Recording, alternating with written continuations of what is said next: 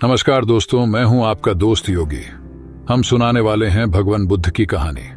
चलिए जानते हैं दोस्तों, आपके दिमाग में भी कभी न कभी यह सवाल जरूर आया होगा कि ईश्वर है या नहीं। तो चलिए जानते हैं आज की इस कहानी के माध्यम से।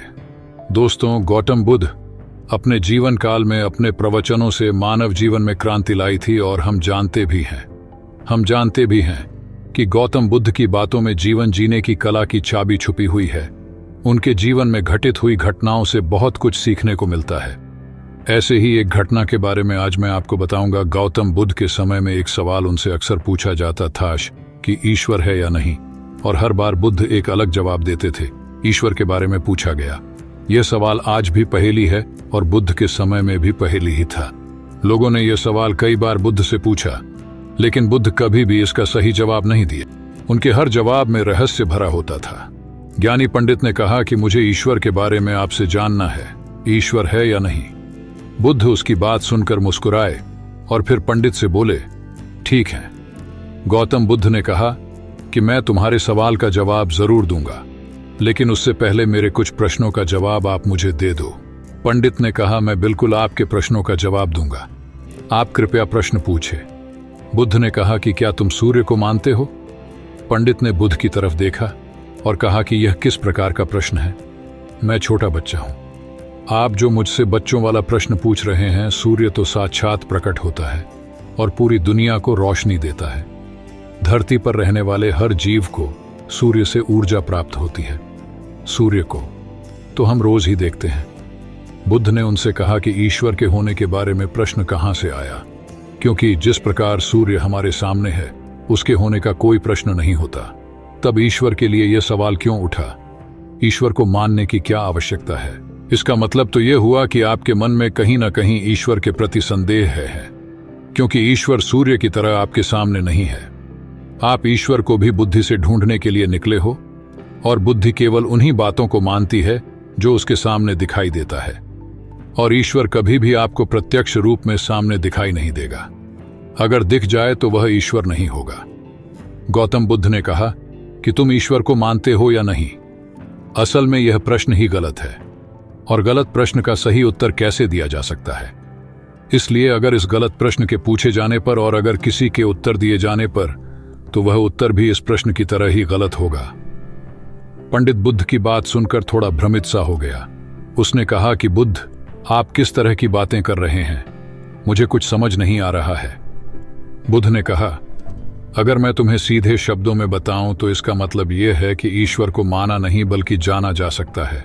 अगर तुम मुझसे यह प्रश्न करते कि मैं ईश्वर को जानना चाहता हूं, तो मैं तुम्हारी मदद कर सकता था, और जिस दिन तुम ईश्वर को जान जाओगे, उस ईश्वर की व्याख्या तुम सीधे कभी नहीं कर पाओगे। लेकिन लोगों को ईश्वर के दर्शनों का स्वाद चखने में मदद जरूर कर सकते हो। तुम कभी अपना अनुभव किसी को दे नहीं सकते हो, लेकिन किसी को अनुभव कराने में सहायता जरूर कर सकते हो। दोस्तों, आपने बुद्ध के जीवन की कितनी कहानियां, किस्से सुने होंगे। वहां आपने देखा होगा कि बुद्ध ने कभी भी ईश्वर के बारे में स्पष्ट नहीं कहा, और इसकी वजह से कई बार बुद्ध के ऊपर उंगलियां भी उठी। लोगों ने यहां तक कहा कि बुद्ध कुछ भी नहीं जानते, क्योंकि बुद्ध इस तरह के प्रश्नों का ठीक से उत्तर कभी नहीं देते थे।